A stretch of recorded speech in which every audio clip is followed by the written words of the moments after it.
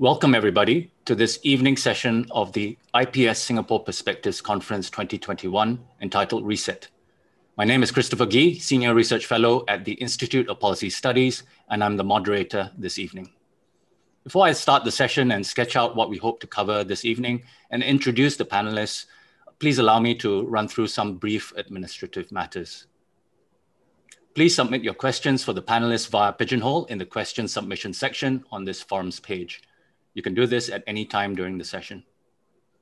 We invite all at our conference to contribute to our discussions in a respectful and safe manner, focused on the issues at hand. IPS reserves the right to act in a way to ensure that this is always the case in all of the chat or Q&A functions at our conference site. Those of you who joined us in today's two earlier sessions will know that we looked at jobs and skills upgrading, involving the value of workers in certain age groups, the old and the young, as well as those with disabilities, and also the idea of sustainability in our economy, our society, in our businesses, and even in our own lives. We turn now to the topic of the global economy in this session. We have two speakers who will make their remarks on this broad but vital topic for 15 minutes each. And then I will ask our two discussants to respond to what the speakers have said, and also to share their own perspectives on the future of the global economy and the various scenarios for Singapore's role and place in it. We will then have an open discussion session, and we very much value your inputs to the conversation throughout. I will very briefly introduce each of the panelists in turn, but you will have their more detailed biographies available to you in the speakers list on this forum page. The pandemic-induced economic dislocations of the last 12 months are still with us and are very salient. Trillions of dollars of lost output, millions of jobs lost, and are still at risk. Many countries are still in lockdown mode with their countries or economies stuttering, and economists have reached through a veritable alphabet soup to describe the shape of any potential recovery. There has been unprecedented fiscal and monetary stimulus, which have injected liquidity into the economy, saving many jobs and livelihoods. And all of this stimulus seems to have resulted in soaring asset markets, but low yields for savers and negative real interest rates and the prospect of anemic returns for business. We should consider too the impact of the huge rise in the global debt burden at the systemic level globally in terms of financial markets stability for different groups of countries, as well as amongst households. If we were to ask, however, for a reset, a return to the old normal conditions of just 4 or 5 years back, we would be reminded of a global economy still struggling to achieve escape velocity from the 2008-2009 global financial crisis. And we would also be confronted by issues arising from deglobalization and protectionism, rising inequality, and many social imbalances. The rise in the digital economy, as perhaps encapsulated in what we are terming the gig economy or the platform economy, presents us with new ways of working and organizing enterprise. All this has created many opportunities for those with the wherewithal to take advantage, but also challenges those people and businesses that are not able to self-organize or to reshape their business operations to adapt accordingly. Some of the certainties that have underpinned Singapore's economic success in the past seem no longer as immutable as before: globalization, free trade, the power of a rapidly rising and prosperous middle class, especially in Asia. So where do the fundamental engines of Singapore's value add lie? What is the future of Singapore as a regional or global hub in a world of hyperconnectivity? When, or actually more importantly, how might we better enable the kinds of unicorn businesses that transform into global leaders, the likes of Elon Musk's Tesla? I'm sure we will be able to address at least some of these issues in this session. Let me now ask the speakers and the discussants to speak on them. Professor Beatriz Verde de Maro is our first speaker, and she will touch on some of the broad issues just depicted. She is president of the Center for Economic Policy Research and professor of international economics at the Graduate Institute of International and Development Studies in Geneva. She's also research professor and distinguished fellow at the INSEAD Emerging Markets Institute. Prof. Beatriz, over to you. Thank you very much, Christopher. It's a real pleasure to be here. And let me start out by saying that I have been in Singapore for almost 6 years now at the Emerging Markets Institute, and I truly admire and love this country.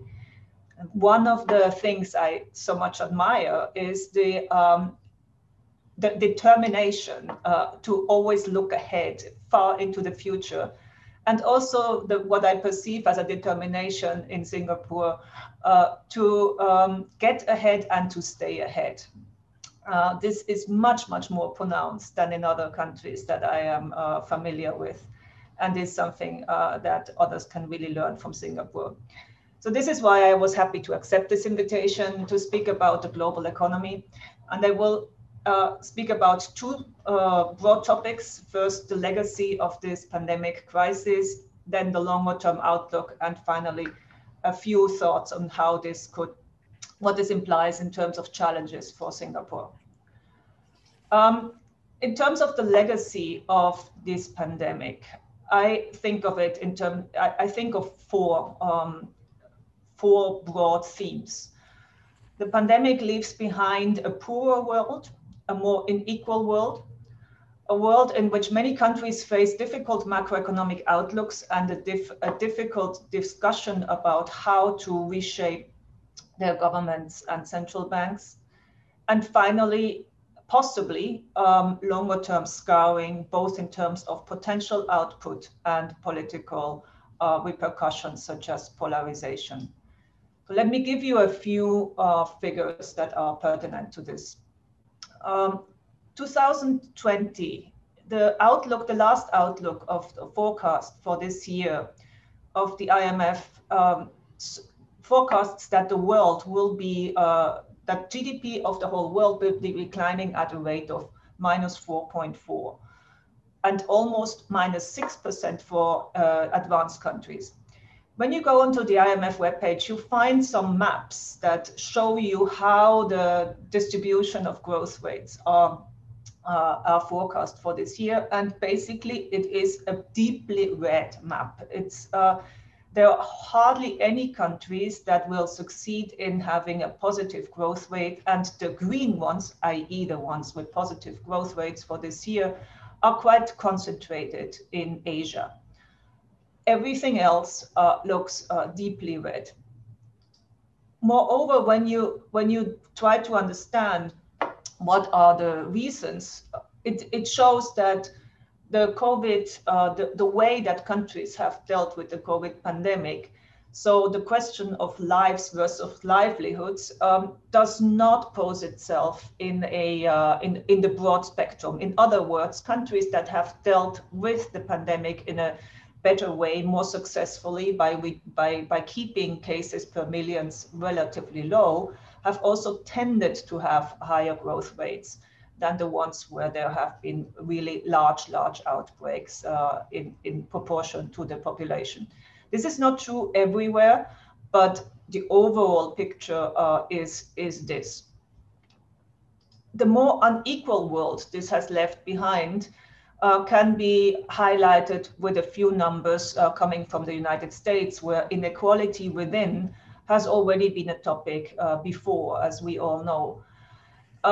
For instance, it's true that during 2020, a Black or Hispanic woman in America, in the US, had a double as high probability of losing the job as a white male. But even the white male had unemployment rates of about -6%.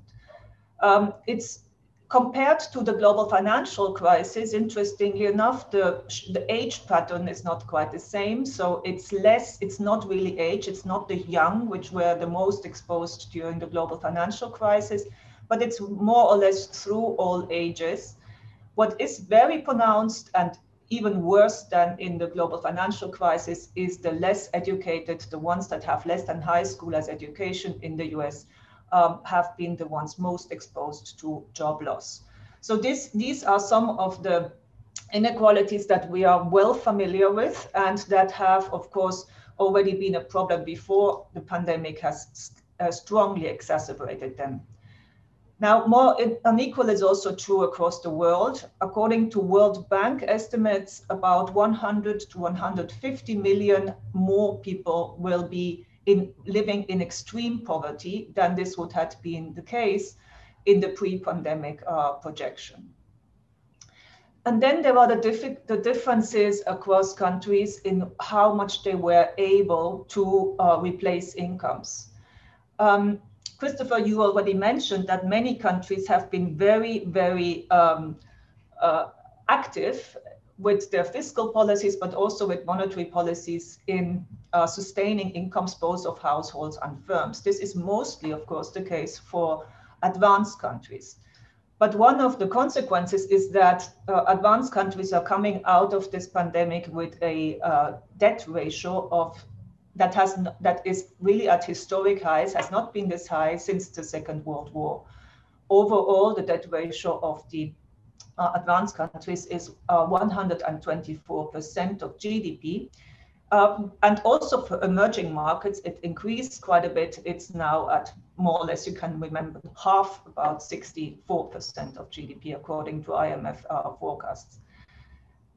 Central banks' purchases of government debt have been very important in this pandemic, between 50 and 70%, depending on the country, Japan being the highest of government securities that were issued during 2020 were purchased by central banks. And this kind of quantitative easing and central bank action has also been much more pronounced in emerging markets than in previous occasions. One of the highlights or the positive outcomes that on macroeconomic terms that we can count on is the fact that for advanced countries where incomes for households have been sustained by governments, household savings rates have also increased quite a lot during this pandemic. So, for instance, in France, they increased from 15% to now almost 20%. So households are coming out of this pandemic with what has been a large forced saving, and the short-term outlook is that there should be quite a bit of catch-up and willingness and wish to spend this. So in the short run, the world, and again, looking at the map depicting the growth rates forecasts for next year, the world looks very green, actually dark green in many cases. World economic growth is forecast to be more than 5% of GDP for advanced countries, almost 4%, and for emerging markets, 6% of GDP. So there is in the short run the expectation of a fast catch up or recovery. But the real question and the really important and ultimately most difficult question is what will be the longer term consequences in terms of productivity, in terms of potential growth. And there it is quite hard to make a case that the consequences will not be negative. You can make some arguments around the digitalization and its impact, but everything else that has to do with scarring would lead you to forecast lower productivity and potential growth going forward. What is also more likely, now I'm already talking about the longer term issues. So number one there is how much will productivity be long-term impact on productivity. The second question is deglobalization. The pandemic has led to a very clear pattern of deglobalization. And the question is, has this caused permanent damage to the global workplace? In the pandemic, governments have tended to look out for their own citizens, for their own jobs, and they have tended to look inwards. Is this just going to go away after the pandemic or not? That is one of the big questions. Then there is the question of deglobalization and regional integration. Europe, for instance, clearly is stronger today than it was a year ago, because ultimately Europe succeeded in managing the pandemic in a way that has increased the forces of solidarity, although it could well have gone in the other direction. So regional integration in Europe has been strengthened. Asia looks more to Asia. The question here also is, will this remain after the pandemic, or was this just a temporary regional integration? And finally, because the pie will not grow so quickly, there will be a rise of distributional issues. And that brings me, very last point, to what I see as three main challenges that arise from these global forces and outlooks for challenges for Singapore. One is the continue to increase wealth and prosperity by maintaining the global hub status, which clearly Singapore has been extremely successful in creating. A safe haven for capital, macroeconomic stability and credibility of its political institutions has been a magnet for both for capital and for human capital. Of course, this requires open borders for both. And balancing this with what I think will be increasing demands for protection, questions of how to distribute the pie, and the pie that will probably also here not be growing at the same rate as before, and this more general debate about efficiency versus equality. And finally, the last one is how can Singapore, and hopefully, could remain in this bridging function, because between what I would call broadly the West and the East, or will Singapore and other countries be forced to choose?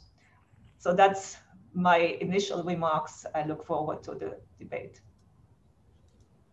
Thanks, Prof. Beatrice, for that extensive, far-reaching analysis of the legacy of COVID to set the scene for the global economy, as well as your thoughts for the world ahead and the challenges for Singapore.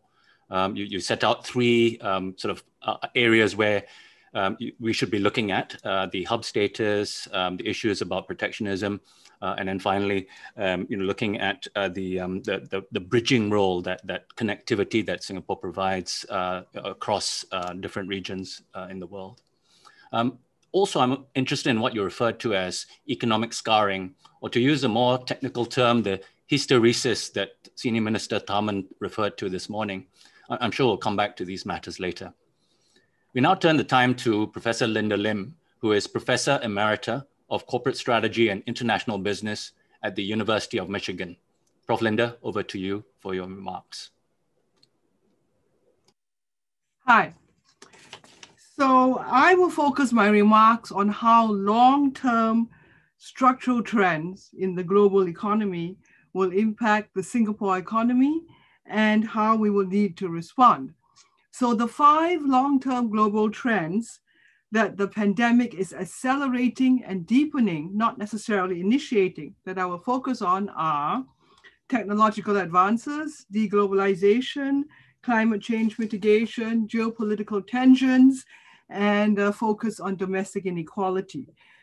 First, with respect to technological advances in automation, artificial intelligence, and digitalization, these will occur in services as well as manufacturing. They will reduce labor intensity, increase productivity, and create new market opportunities, and thus should be welcomed by Singapore's affluent, chronically labor short, and rapidly aging society. Second, deglobalization, as we have heard, has been intensified by increased nationalist and statist policies in response to the pandemic. And these will reduce growth in business travel, tourism, transportation, and global supply chains. Third, climate change mitigation requires reduction in fossil fuel production and consumption and in energy-intensive industries, and has also led to reduced tolerance of free riders on the global environment. Fourth, geopolitical tensions, chiefly the US-China competition, will increase pressure on third countries to choose between the 2 superpowers in international investments and policy regimes. And finally, on domestic inequality, increased political, social, and intellectual challenges to neoliberal orthodoxy, market fundamentalism, and shareholder capitalism have arisen in major economies, and they're focused particularly on reducing domestic inequality, subjecting investments to ESG, environmental, social, and governance, and DEI, diversity, equity, and inclusion, rather than purely financial criteria. Taken together, these intertwined trends profoundly challenge the future trajectory of Singapore's dominant economic sectors, including tourism, MICE, oil and gas, marine, aviation, heavy chemicals, and electronics, while also enhancing opportunities in new sectors such as carbon trading and finance, digital health and education, and elder care innovations. So these trends also challenge various aspects of our long-established model of state-directed, export-oriented, foreign investment-led, disproportionately manufacturing focus, and foreign skills and labor-dependent economic development. So I'll look at each of these. Also happens to be 5 features in turn. State direction, government support for industry, like using tax breaks and subsidies to attract foreign investment and promote targeted industries, is worldwide, either or both, A, becoming less politically acceptable, as we have seen from US and EU criticisms of China's use of statist policies as constituting unfair competition, or B, they could be increasingly emulated as strategic national industrial policy, especially in promoting technological innovation. We've already seen this in China. It's increasing in the EU and UK, and we can expect to see it soon in the US under the Biden administration. So whether A, international objections, or B, international emulation predominates, it will become more difficult for Singapore going forward to attract investment through the use of so-called investment incentives. If global competition becomes competition between states or national entities to support particular technologies, industries, and firms within national boundaries, the countries with the bigger markets, productive, and fiscal capacity will win. As an alternative, Singapore will need to devise ways to encourage and allow the emergence of a strong local private sector, including by seeding some areas of activity now dominated by GLCs. And by the way, I was looking at a 2002 speech by Lee Kuan Yew, in which he bemoaned the lack of domestic private entrepreneurship in Singapore and had various theories, but it was an interview he gave to institutional investors. So it is something that we have known about for a long time. Second, export orientation is necessary for the Singapore economy given our small size. But global trends suggest that Singapore needs to embed itself in a larger market where our exports will be considered regional sales rather than foreign imports. This requires a shift from focusing on distant destination markets like America, Europe, even China and Japan, toward neighboring Southeast Asia, where we have or should have geographic, resource, technological, political, or cultural advantages, even though those countries are also becoming more nationalist. Third, foreign investment will still be needed in Singapore, like in every country, even the US and China. But it will be challenged by efforts in sending countries to bring jobs back home, to reduce the monopoly power of large firms in the face of winner-takes-all technological change, to combat unfair foreign competition, and to collect higher taxes on footloose corporations and wealthy individuals to fund expanded industrial policy and social safety nets. So foreign investment will need to be focused on Singapore and or Southeast Asia, and rather than on more distant markets and supply chains. You have to answer the question, why do you have to do this in Singapore rather than in the US or Germany or UK? So that's a question we have to answer. Fourth, advanced manufacturing, which Singapore covets, is also coveted by the home countries of multinational investors. For them, manufacturing has become a strategic sector that foreign governments luring with incentives is seen as increasingly suspect. At the same time, the energy intensity that manufacturing requires in production and long distance transportation runs afoul of climate change mitigation. Manufacturing is a much larger share of Singapore's economy than that of any other advanced economy or global city, except perhaps South Korea, and therefore it should be transformed or downsized through new technologies and new marketing orientations to be asset-light, regionally rather than globally focused, and less energy intensive. Finally, dependence on foreign skills and labor will be reduced by automation, AI, and digitalization, including in sectors like construction, retail, and many services, which in Singapore have long languished behind the global best practice frontier in technology, organization, and productivity.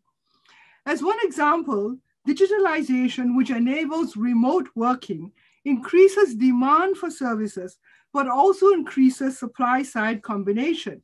It enables someone in Singapore to work from home for an employer and produce for a market located anywhere in the world. But it also puts that person in Singapore in competition with people with similar skills elsewhere. So instead of customers employing Indian or Chinese foreign talent in Singapore, they can be employed in their lower cost home countries at lower salaries. In the US, we see this in tech companies' increasing willingness to employ talent located outside of tech clusters or mega hubs like Silicon Valley, Seattle, and New York, often at lower salaries. This has already led to some softening in commercial and residential property prices and rentals in these expensive locations, which of course is good for both businesses and workers. In other words, technology increasingly enables disintermediation or the bypassing of hubs and the hub and spoke business model. Like all these trends, it is only partial. There will still be a role for regional or local hubs given time zone, regulatory, and tax and other constraints. But technology-enabled disintermediation does suggest a reconfiguration of any hub role that Singapore aspires to in services, including financial and digital services, especially if geopolitical constraints intervene. For example, it's not difficult to envisage a reality where the US might forbid US tech company investments in a foreign location where there might be technology leakage to China via employment of Chinese nationals or recent migrants, or reliance on Chinese suppliers or customers. Or the US might restrict financial institutions' engagements with select Chinese companies and individuals, including stock exchange listings, for example. China could ban or blacklist third country satellites of US companies, refuse to approve third country M&A deals, or demand compensation from companies which comply with US or other international sanctions. The permutations are endless, and third countries could easily be caught between the extraterritorial legal claims of both powers. You cannot be a hub if the spoke countries refuse to have anything to do with each other. In sum, post-pandemic global trends will both force and enable Singapore to develop unique indigenous capabilities that are less dependent on foreign labor, talent, and capital, less dependent on global supply chains and markets, less dependent on manufacturing, and less dependent on state direction, support, and monopoly power. Instead, we need to develop an ecosystem that produces independent, private, rather than state-linked or state-dependent enterprise, is focused on a close regional rather than distant global markets, as I happened to say in the 2015 IPS Perspectives Conference, and is environmentally as well as socially sustainable locally and internationally. What sectors and industries will emerge will be the outcome of market forces shifting in unpredictable directions and the risks and strategies undertaken by private sector entrepreneurs, anticipating and responding to them based on the social, educational, and infrastructural foundations built by the state and civil society. Thank you. Thanks, Prof. Linda. You've certainly laid down the challenge as you see it for Singapore in terms of developing a new ecosystem, perhaps not relying so much on state-driven entrepreneurship and enterprise, but to develop more private sector arrangements. But a lot of what you talk about will involve quite a lot of restructuring, quite a lot of gut-wrenching impacts on our society. And again, I think we should return to some of these, especially as it affects inequality and redistribution here in Singapore. May I now ask Mr. Victor Mills, Chief Executive of the Singapore International Chamber of Commerce, to respond on what our two speakers have said, particularly from the perspective of international businesses. Victor? Thank you very much, Christopher. And hello, everybody. Great to be here. I'd like to thank Beatrice and Linda for two very, very good presentations, which highlight many of the problems that Singapore and other countries are facing. If you like, it's almost been a perfect storm. We've had a year, and we'll probably have most of this year disrupted due to COVID-19 and the effects of the pandemic. We've had all the economic dislocation that comes with that, including debt, including the inability to save all jobs and all companies. And I suppose that's one of the reasons that this conference has got reset as its title, because the model that brought us to this point for Singapore is no longer the model that will take us forward. And I think Linda in particular stressed some of the serial challenges that Singapore has got. And it wasn't just Mr. Lee Kuan Yew back in 2002. Dr. Goh Keng Swee in the early 70s said much the same, that the risk of focusing so much of Singapore's focus on foreign direct investment for the best of developmental reasons was, of course, to the detriment of encouraging indigenous private sector, what we all know and love to call SME businesses, to thrive and grow. And I think there's a huge opportunity for Singapore to reset. Part of the development of the country's economy by virtue of necessity, back when we became an independent republic in the mid-1960s, was that we needed FDI from predominantly Western countries in order to kickstart our economy and to start providing the jobs which would in turn provide the quality of life for citizens and residents. And that Western orientation is no longer relevant. I think Linda and Beatrice stressed this point, that really ASEAN is the growth story. Asia, of course, but ASEAN is key. And one of the challenges we face as a business community is that we know less about ASEAN today than our forebears did in 1965. And that's something that we need to build back. And it has ramifications for the teaching of regional languages in schools at an early age, in order to have an ability to connect, an ability to build partnerships and collaborations, and there to innovate and to solve real human problems and take advantage of the growth that is in ASEAN. The talent issue, of course, has always been central to Singapore. We will never produce sufficient talent of our own. So we need to make sure that we keep open in order to attract the best and the brightest, particularly to stimulate private entrepreneurship.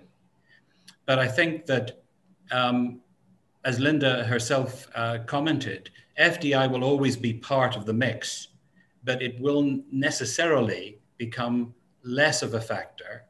And therefore, with the increase in technology and the application of technology and digitalization, the reliance on labor will reduce, which is a good thing, because countries are needing to keep their own labor in their own countries increasingly. And we are a rapidly aging society in Singapore, and digitalization and artificial intelligence will give a fillip to that economy of ours. Other bright spots, I think, for the Singapore economy are acting as that developmental hub for climate change mitigation solutions. We're ideally placed to do that. We're at the ideal size. We've got the brain power. We have the capital. This is something we should really focus on. And it's all about being more useful to more people as Singapore builds renewed relevance in a very different world. So I'll stop there and look forward to the Q&A. Thank you. Thanks, Victor. Again, you mentioned a number of times the potential for Singapore to further entrench its hub status. And maybe we'll come back and see how that jives with what Linda was talking about earlier in terms of disintermediation and the necessity to sort of change the ecosystem away from far distant markets to more local, perhaps. If I can now turn to Professor Danny Kwah, who is Dean and Lee Ka-shing Professor of Economics at the Lee Kuan Yew School of Public Policy. He was also the moderator of this morning's first conference session on jobs and skills, and I'm sure we can pick up on some of the common threads from there in our discussion later. Prof. Danny?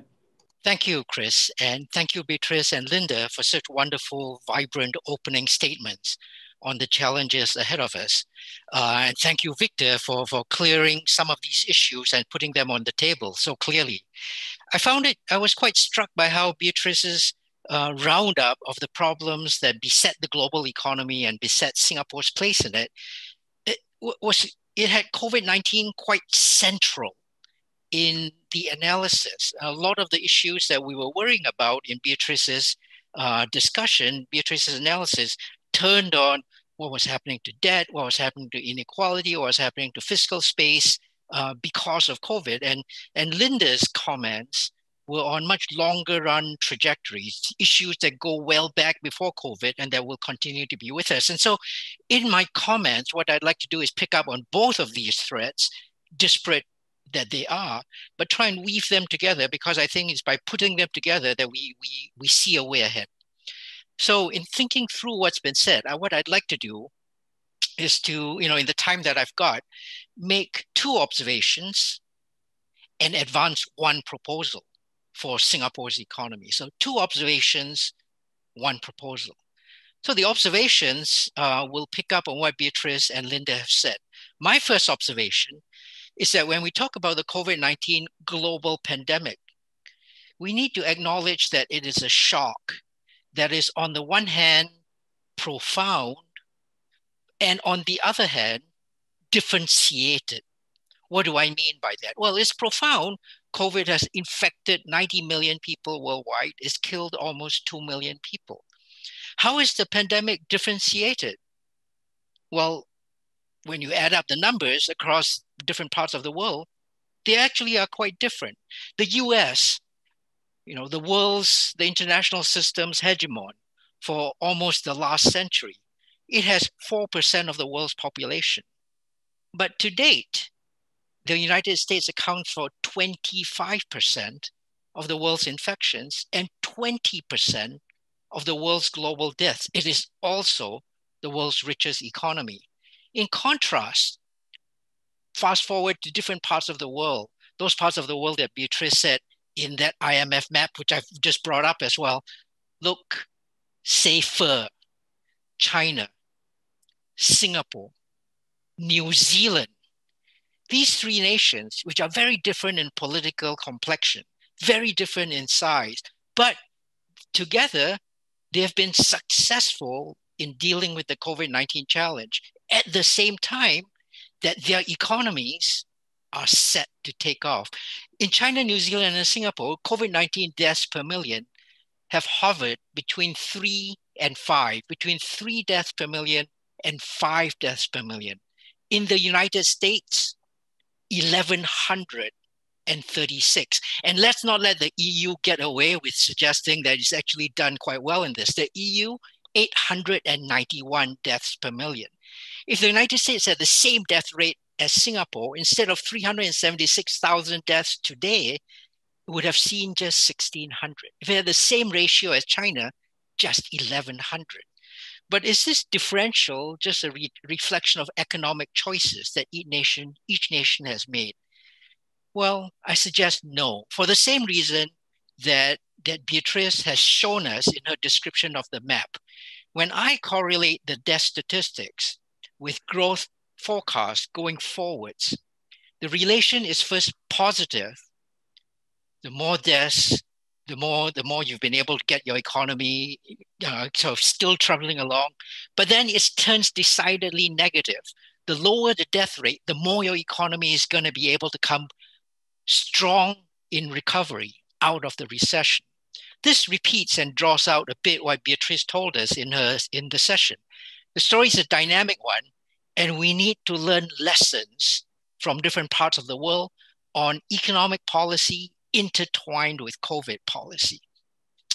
We are not yet at a stage where we need to be pivoting towards concerns about creative destruction. And in my view, it is too early to start worrying about debt GDP ratios. Sure, worry about those, but we are far from out of the woods as far as COVID-19 and economic recovery is concerned. My second observation, however profound a shock this pandemic has been, I go back to what Linda says. It comes together with disturbances that were already undermining fundamentals in the global economy, fundamentals that are important for Singapore, for Singapore's prosperity and progress. I think of there being three such fundamentals, each under attack from a range of directions. The rules-based open international system that allow nations security and transparency of intent, hugely important to a nation like Singapore. Globalization, the second of these, the ever-increasing ease with which everything becomes available to more and more of us wherever we are on the planet at lower and lower costs. And third, to pick up on Linda's last point, growth for the many, rising economic activity that drew everyone into gainful employment and therefore lifted all. Each of these visions is under attack. Each of these visions has been critical in building Singapore's economy. So these two observations lead me to be very worried about the state of the global economy. Let me finish. I promised two observations and a proposal. Here's the end of my intervention, the proposal. Obviously, we should control the pandemic. Obviously, we should repair relations across nations. Those are big projects that call for global cooperation and collaboration. But my proposal in this session's discussion focuses work on the local. What should we do in Singapore's domestic economy? So my ending is twofold. This is my proposal. In Singapore, let's now drive not for maximum efficiency, but for the right mix between performance and resilience. Don't get caught out again by the next pandemic. And then second, encourage gains in productivity, but do so for high-performing sectors that raise demand for labor. Don't look for gains in productivity that shed workers. Both of these changes are technological advancements that raise productivity, but the first, the demand pull, draws workers out of low productivity industries, raises per capita income, and generates upward social mobility. The second, technology advances that shed workers, do exactly the opposite. Lowest per capita income among the great fraction of the population, generates downward social mobility, creates unemployment, and disguises unemployment. So I conclude the 3 points that I made.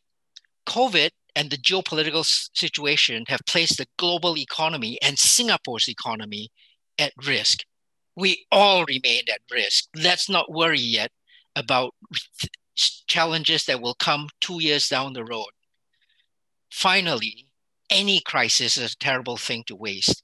I have made two proposals by which the Singapore economy and the global economy can look for sustained economic success that's inclusive, that provides an escalator that continues to pull everyone upwards going forwards. Thank you very much, Chris. Thanks, Prof. Danny. Again, it'll be nice to take your final proposals and have that discussion, not just now in this session, but also in our following sessions. We will have on the 19th of January, Tuesday from now, a discussion on multilateralism and global cooperation. And I think, many of you have already talked about this, the changing nature of global cooperation. I also want to return to this idea of it's still too early to worry about debt. Before I pose questions from the audience, may I then return to this idea of this global debt burden, perhaps not so much in the near term, because we understand that clearly we are still not through the woods in terms of the pandemic. We do need to make sure that things are stabilized before we think about the longer term effects. But if I may ask you to really then consider that, because we are thinking about resetting ourselves for the long term. And clearly the issue of this rising global debt burden will have implications on very long-term economic growth, inflation, rates of return, and it will clearly affect the potential trajectory of our growth prospects and how we generate prosperity and progress for ourselves. It's also very pertinent to the returns to business and how policymakers devise fiscal and monetary policies. It's clearly likely that Singapore takes its first steps in issuing debt to finance public expenditure in the next year or two.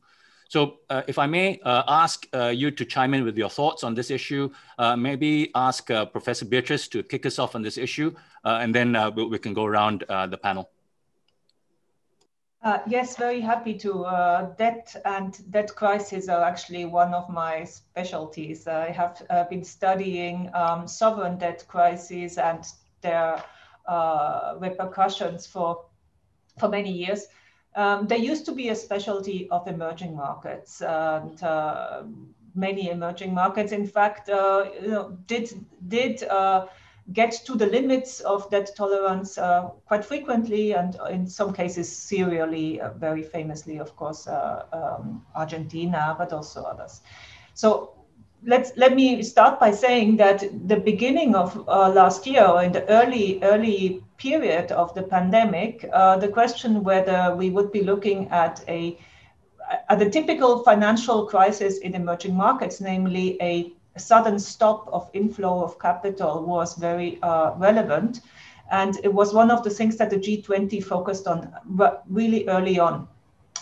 It's one of the positive surprises of this pandemic, that both in terms of emerging markets, but also in terms of financial systems as a whole, so far, this has not been the most important concern. It really is a real sector crisis, and it is a service sector crisis, etc. We know all of that, but it has not so far been primarily a financial crisis.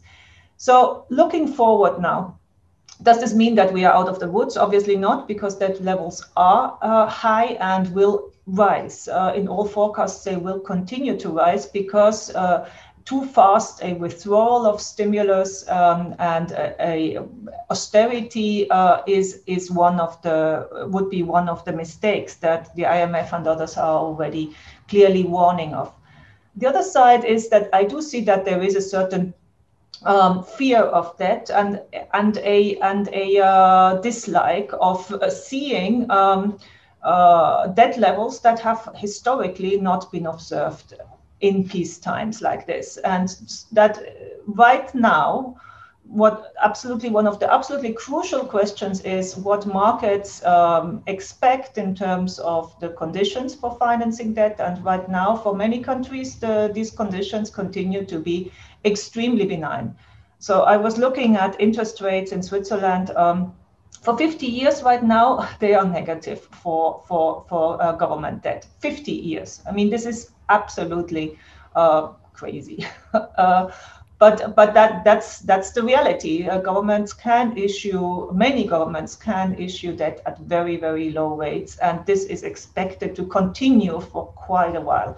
So debt sustainability concerns present themselves in a different way than they would have with different interest rates. Higher, we don't have to be worried about that so quickly, but this does not mean that we do not have to think very carefully about stress scenarios, about risk scenarios, about further shocks that could hit countries, individual countries, or the global economy, and that may change the outlook for both inflation, interest rates, and debt. So this is a very, very live conversation in much of Europe. And for instance, I'm a member of one of the of a high-level commission in France that is looking at what should be the trajectory of debt going forward. It will be a very live conversation, and of course, again, the two forces to be balanced is not too much, too fast going into austerity, but on the other hand, the sort of trusting that we can sustain these high levels of debt in the long run future is also, basically betting on very, very low interest rates for a very, very, very long time. And that's a bet. Thanks, Prof. Beatrice. Prof. Danny, any rejoinders on that? Yeah, I'm happy to come in on this. I don't at all disagree with Beatrice's statement on our trying to get the right margin between the situation where we are now, where interest rates remain low, our economies continue to need stimulus, our people continue to need support, and the situation later on when interest rates do start to rise, and we begin to worry about interest payment on debt and how that might end up being something that impoverishes us. But I would also maybe like to add to the description. I mean, in historical situations when we've seen the most egregious of corrections in economic trajectory due to debt crises, those have taken place where we identify nations or citizens from actively living beyond their means, from living a delusion that has financed their consumption well ahead of their productive capacity, because signals have been distorted, corruption has set in, markets are not working right, transparency is not there, and all of that sets in place this dangerous debt crisis bubble. That is not the situation we're in now. We're in a situation where governments need this fiscal and monetary injections to actually not only just to not to create a boom in the economy, far from it, but to keep the economy ticking over, to have the worst ill effects of hysteresis, keep that from setting in, to keep people from starving, to allow them to continue to keep the engine ticking over, so that when the upturn comes around, when recovery comes, they'll be actually all set to go. And it strikes me that when we think about trying to assess how governments spend money, what goes into debt, what isn't, just as with private sector, we need to try and understand what they use that fiscal stimulus, that going into debt for. So that's on the one side. On the other side, historically, we have a range of means by which we can try and work out excessive debt GDP ratios. First, some economies never seem to need to do so. Japan has never seemed to need to do so. But for regular other economies, there are orderly workouts through arrangements with creditors. There are small bouts of controlled inflation that do not move into a hyperinflation situation. There are bouts of austerity that are understandable, where people can see a boom in production, but are convinced to keep their consumption low to help pay off the debt and interest payment on debt. So you can imagine gradual adjustments to try and work through the debt crisis when it does emerge. But I think Beatrice and I agree. Right now, the global economy is facing still a minus 5.5% prediction in growth. This is not a situation where people are living beyond their means and drinking champagne and going into debt to finance an extravagant lifestyle. Thank you. Back to you, Chris. Great, thanks, Danny. And Linda, you wrote an article last year about this particular issue, and in particular Singapore's policy in terms of issuing debt. Any comments you'd like to make? Yeah, no, I agree. I think the consensus is pretty strong that the breadth and depth of the pandemic recession is going to take, maybe 10 years to work out. So we're nowhere at the point where you get inflation due to capacity constraints, right? So it's so the depth of recession is one thing. Secondly, borrowing rates are low, as everyone has said. Thirdly, rates are low, not just because of central bank monetary stimulus, but also because of high savings rates in a range of countries. What used to be called global savings glut, now some people call it a global credit glut. Regardless, why do we have asset price boom or bubble, right? Because there's tons of money chasing not enough good return investment. So that's going to takes a while to work out that excess liquidity. And then finally, if we do end up with inflation, for example, we have all the tools. We know in all the experience, to turn a negative interest rate positive, it's not like a big deal. It's not like something that we can't do. So yes, I think that you have to think in terms of government debt issuance. You have to think of the opportunity cost, right? If there's tons of free money around, why not borrow it to invest in something that will increase your productive capacity and your productivity so that you can easily repay the debt down the line? There will be some emerging markets which for various reasons cannot do that as easily, but that's why we have an international institutions that would help them with that. Great, thanks, Linda.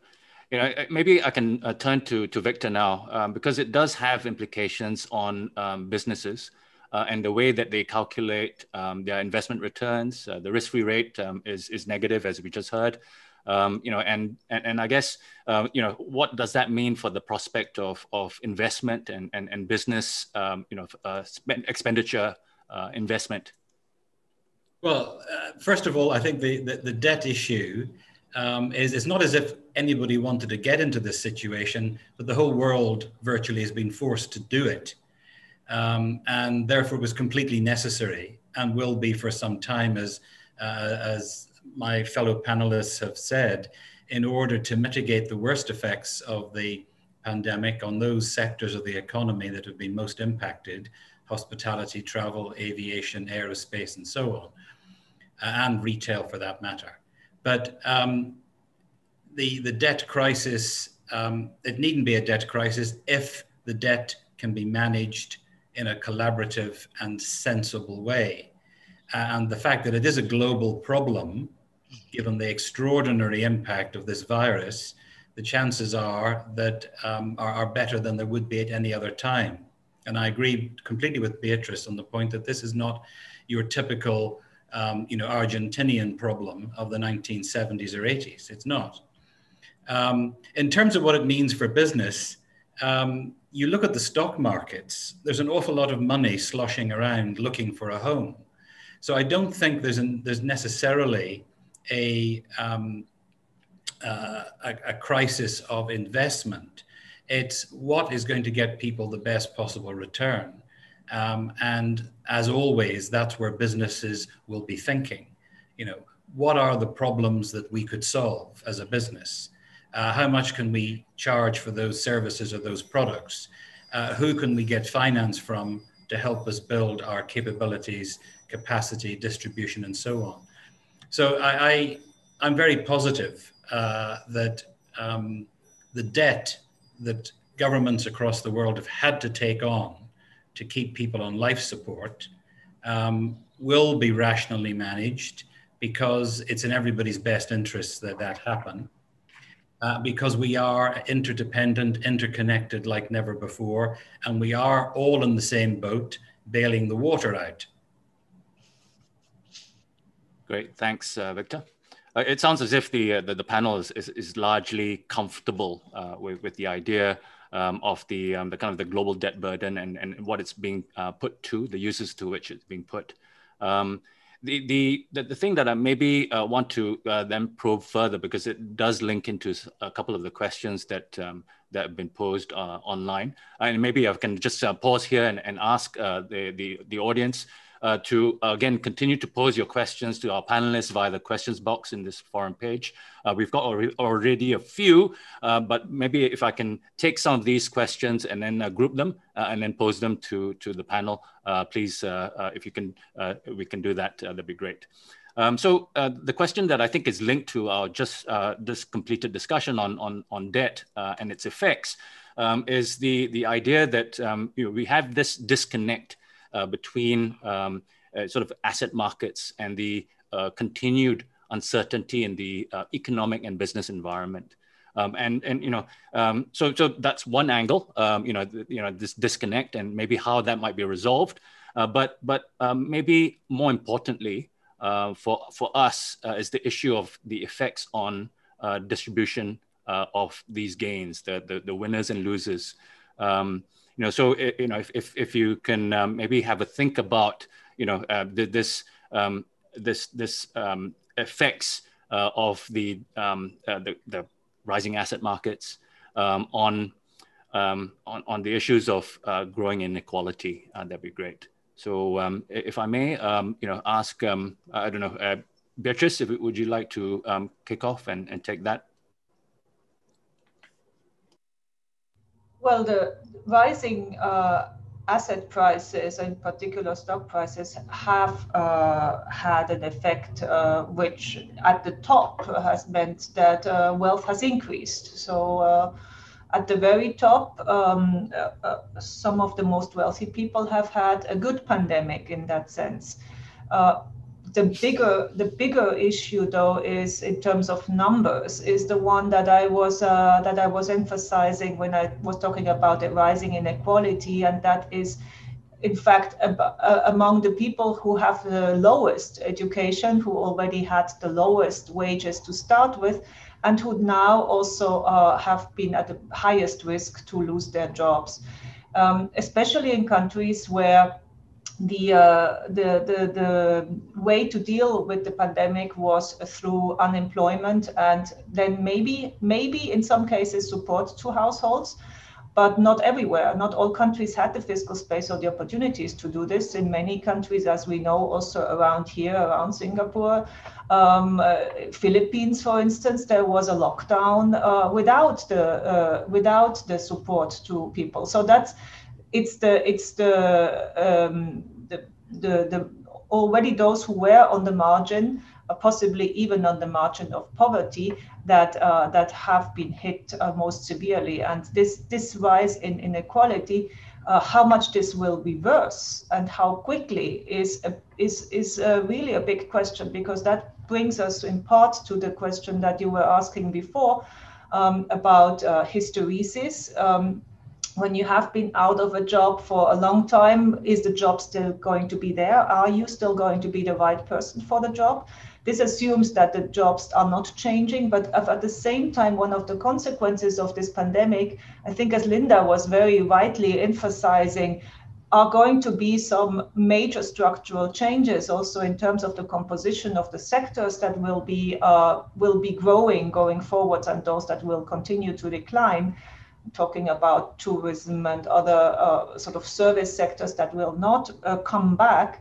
So to that extent, the shock, the negative shock at the bottom end of the income distribution may be much more persistent and more global. So I don't think that there is that's the big story of the pandemic in terms of rise of inequality.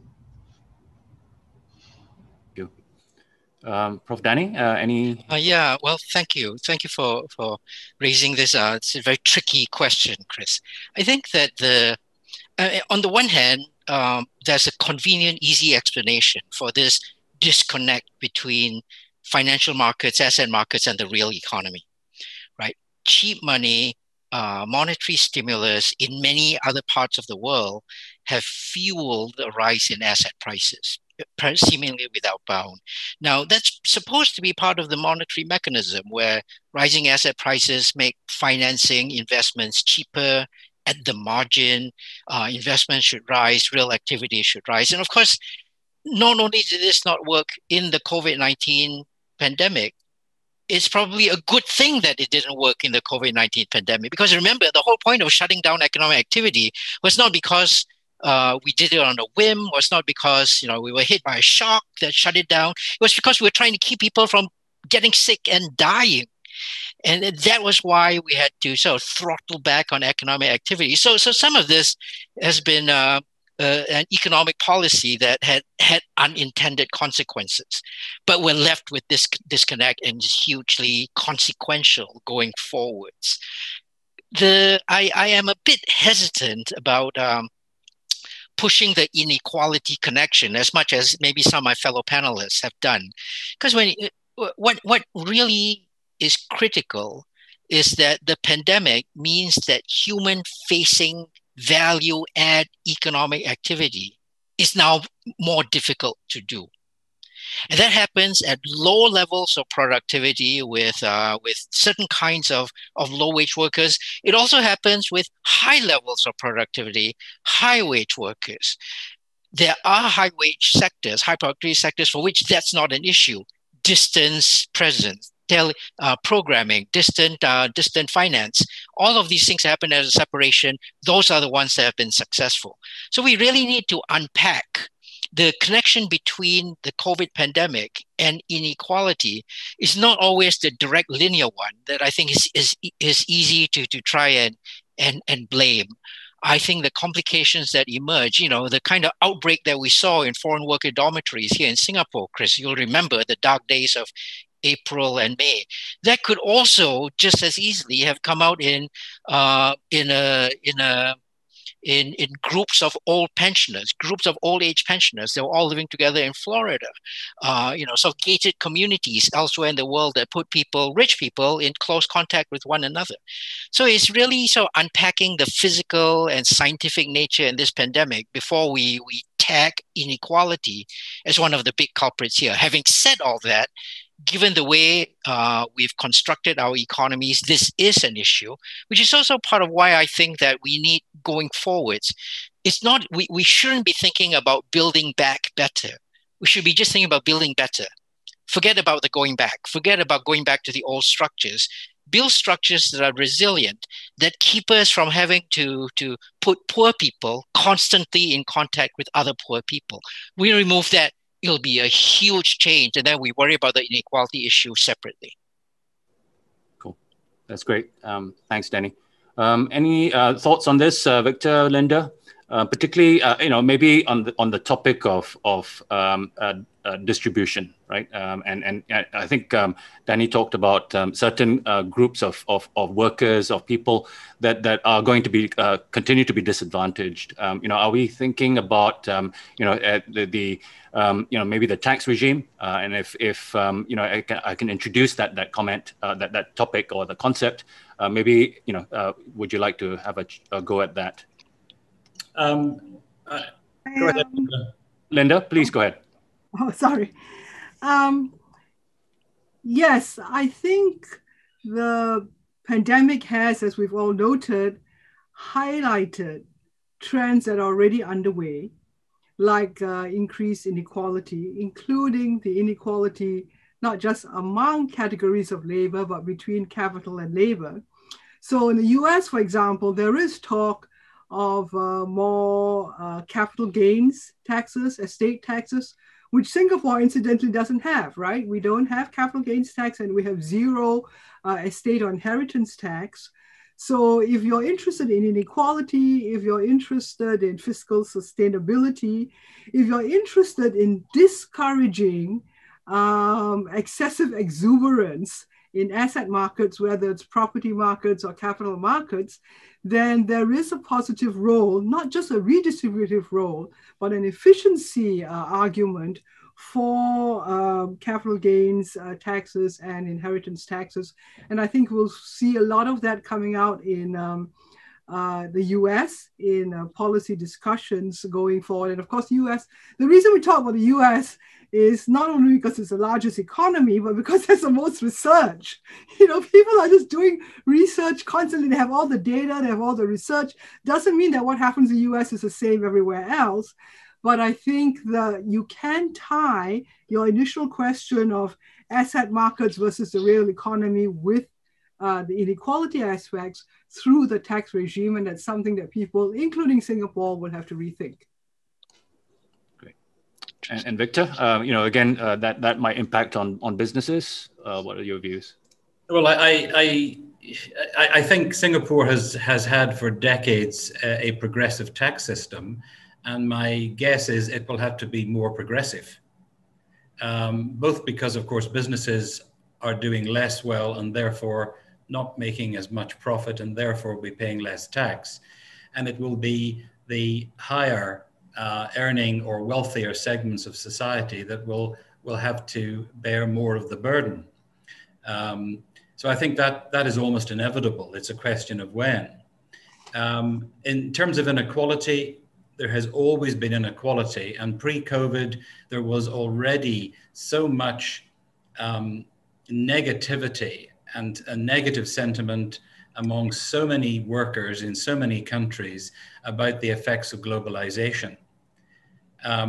And that was because of a failure of domestic policy in each of those countries, where the rush to outsource jobs and capabilities for purely business or commercial reasons without any concern for the people left behind in the home country was basically storing up a problem that has now come to bite and bite hard. And if you like, Mr. Trump is a symptom of that and an exploiter of those sentiments. He's able to tap into those sentiments and press all the right buttons and all the right levers to get the support for his view of the world. So inequality is an issue, but it's an issue that needs to be tackled by domestic policy.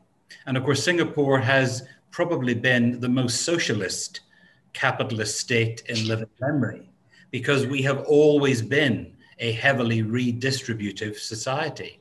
And yet we too have significant inequalities in our society as a result of the phenomenal economic growth and success in one generation from sort of backward, divided, post-colonial city to a global city we have today.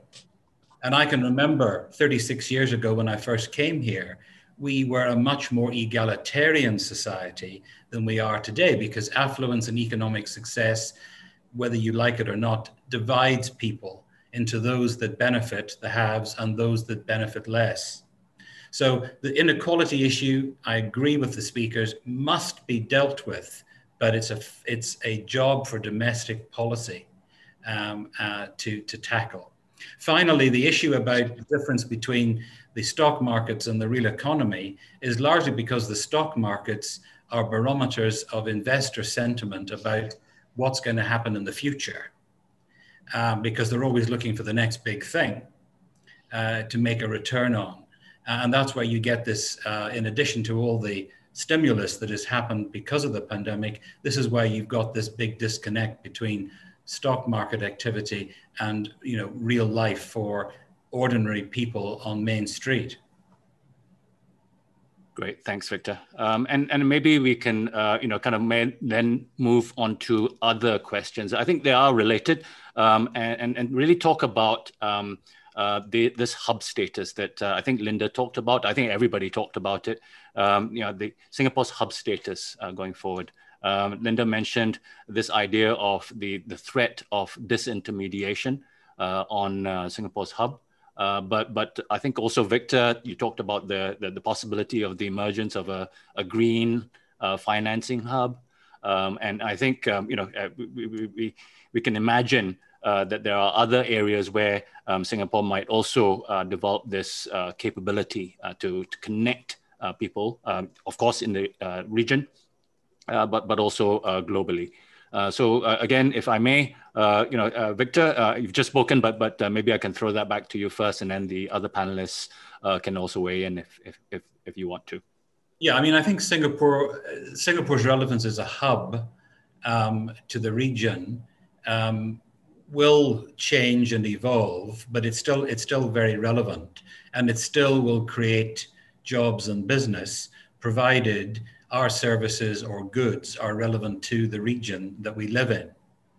And the ASEAN economic community that was launched in late 2015 very much is an aspiration, not a fact. It doesn't exist yet, but it's that market of 650 million people certainly must offer businesses from all over the world, and particularly those based in Singapore, great opportunities for innovation, problem solving, and so on. In my comments about climate change mitigation, I wasn't specifically thinking of green finance, although that is one element.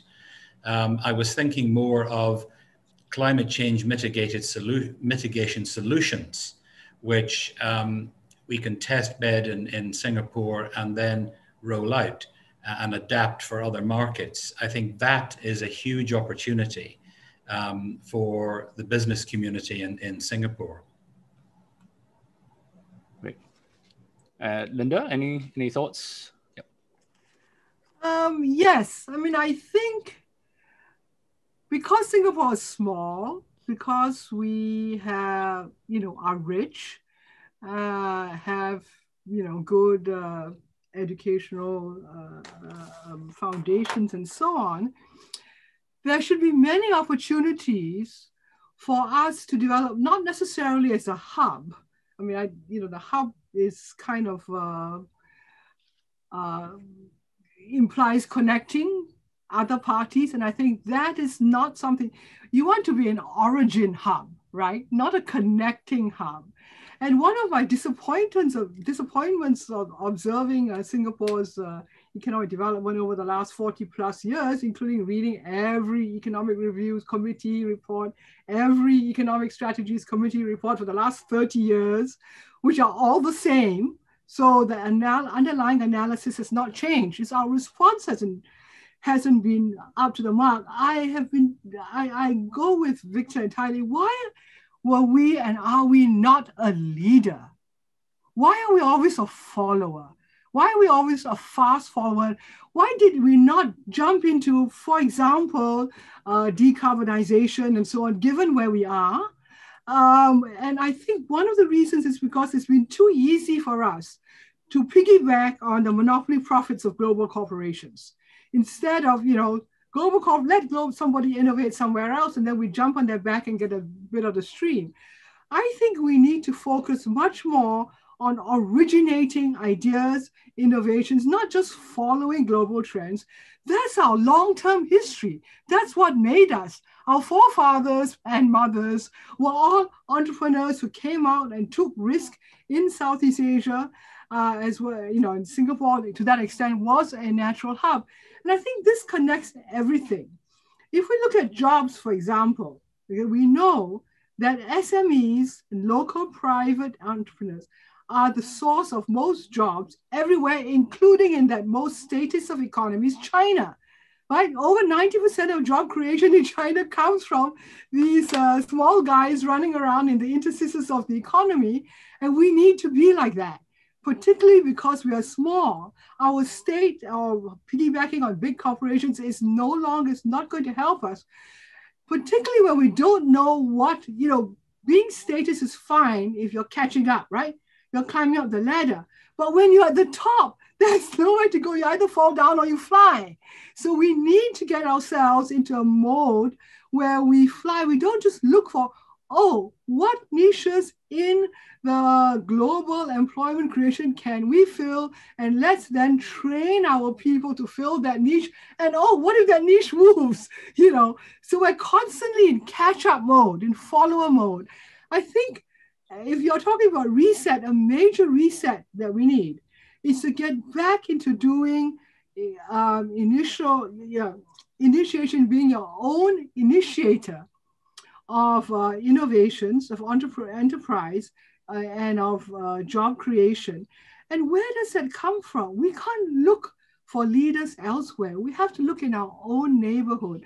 We have to go out there. We have to equip ourselves to go out into Southeast Asia, which is one of the first, if not the second most fast-growing region in the world for the next 50 years. Why aren't we in there telling other people, like, you know, what to do? I know that the Chinese executives I'm training have done that themselves. You know, regular Chinese, not supported by government scholarships, go to Sabah, to go to the local universities, to learn the language, to develop networks for business.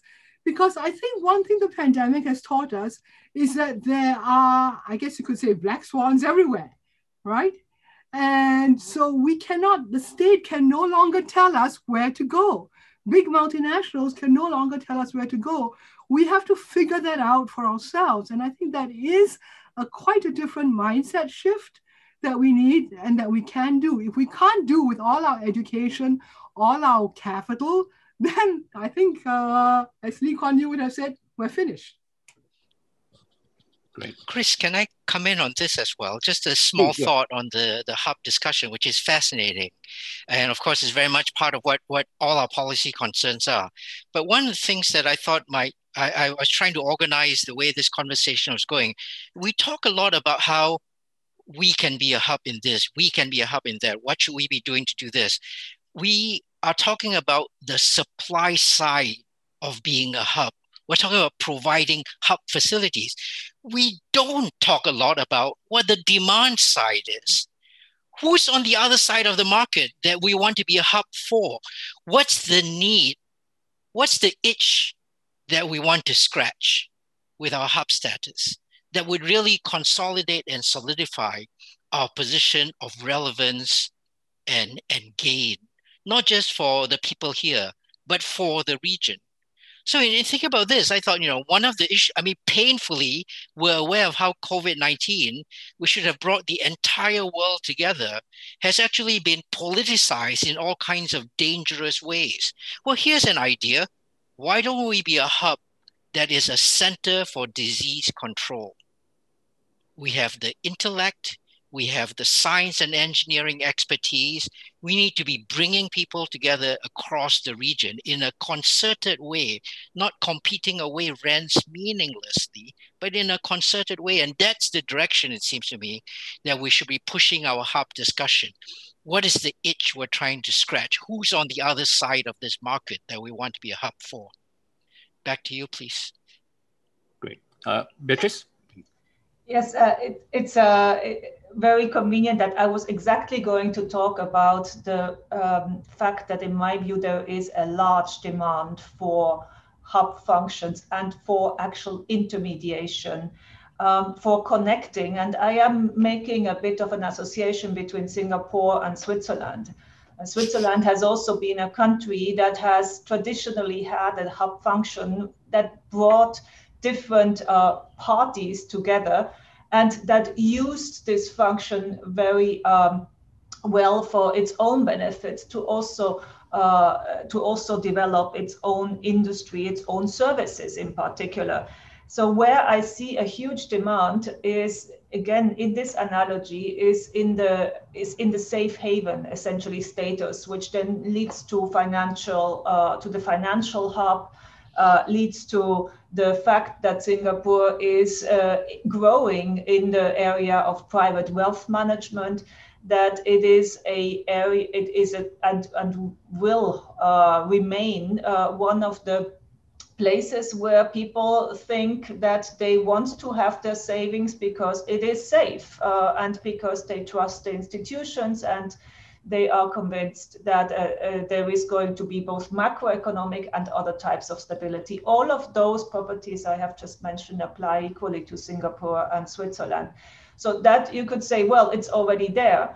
But it's also something that you have to safeguard and appreciate. It's not only the demand for manufacturing or other types of production. This type of producer of stability and certainty, attracting, producing ultimately what is a safe asset is very valuable. But the other side, in terms of the going forward, where I do see, and Linda put this very starkly, where I do see one of the big challenges is going to be the question whether the two superpowers go into a mode in which they increasingly use extraterritorial types of enforcement, sanctions, industrial policy as tools, and that would then seriously endanger some of the global hubs, including Singapore. Great. Linda, you had another rejoinder? Yes, I think that the whole concept of a safe haven is actually problematic, particularly going forward. We have seen all the tax all the attacks on beggar my neighbor tax policies in places like Switzerland, Luxembourg, Ireland, Singapore, Hong Kong, etc. I think that whole safe from what? Safe from whom? Are you positioning yourself as a place where capital not made from transparent or even legal sources finds a home? So I think it actually enhances a lot of at least the rhetoric, if not the reality, of anti-inequality policies, especially among our neighbors. Okay, so I think that positioning ourselves as a safe haven, particularly for footloose capital from our neighboring countries, which we say are corrupt, whereas we are not, actually puts us at real risk of making ourselves part of a regional grouping where we have collective values and so on. And this is not just a Singapore specific thing, but this is a global thing. You have seen all the attacks on safe haven. So I would at least not use that term. Interesting. Thank you. It's interesting that you're talking about neighbors, and it maybe relates to what Victor and Danny were also talking about earlier, and also Beatrice, on this whole issue of the region, right? And maybe if we can turn the discussion now in the last minutes that we have to our neighbors, our neighborhood, and where we see the opportunities and how we might develop that, because we've been talking about this for some time, and what we need to do now to really turbocharge this, because it's such an important issue. Victor, maybe you if you can kick off first. Certainly. I think Linda has said this very eloquently, that there is a need for a big reset, and we should not underestimate the difficulty of achieving it because of our historical development and the way our government has, by necessity in the early days and then by habit in later years, done all the heavy lifting.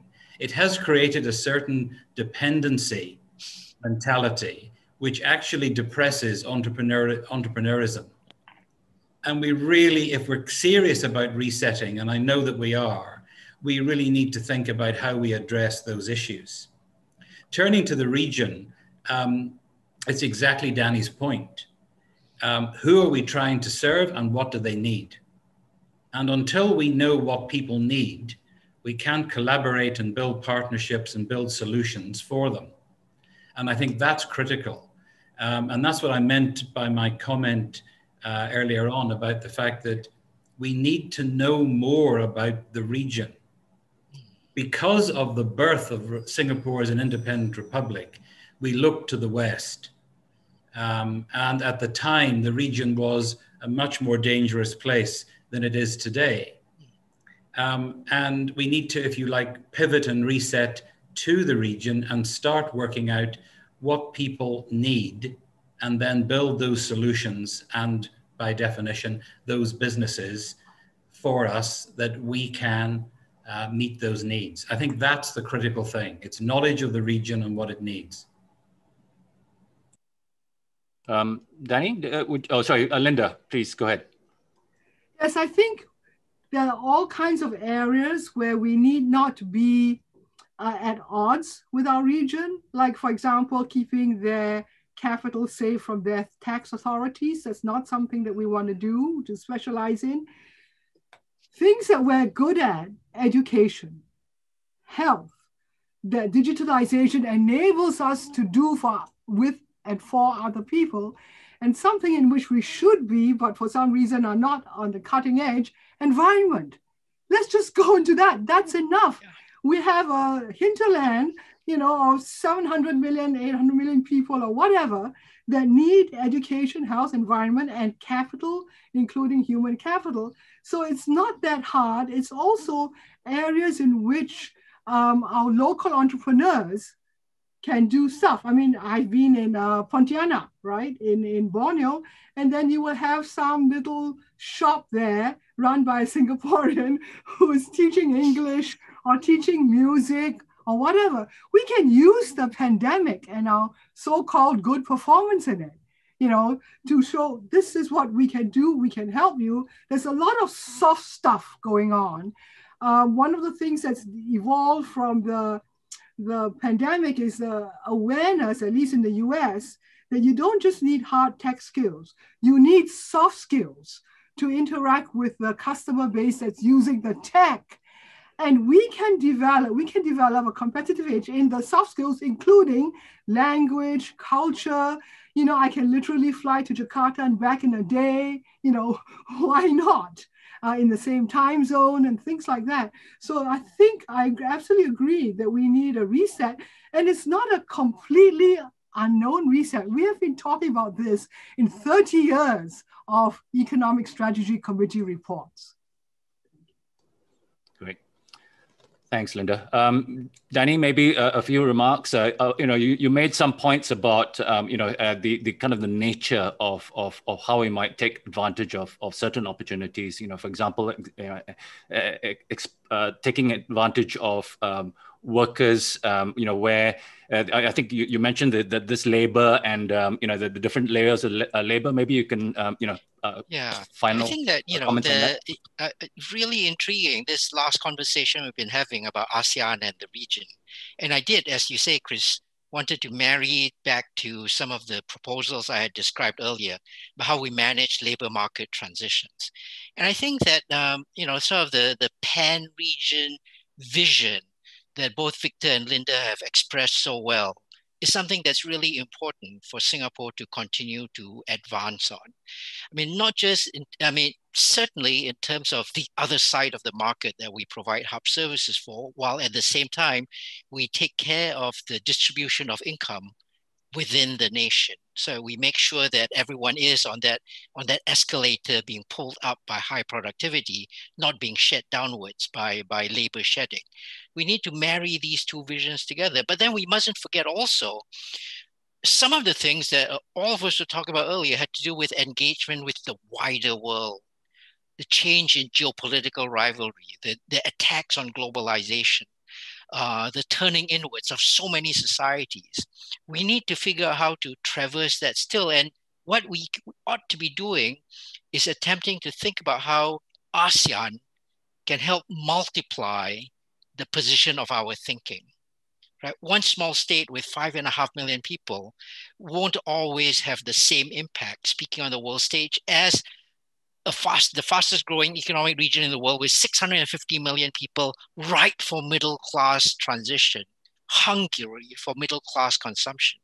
That's the kind of muscle that being in this region can bring Singapore, and we need to leverage and deploy that fully. Thanks, Danny. I think we are coming very rapidly to the end of our time.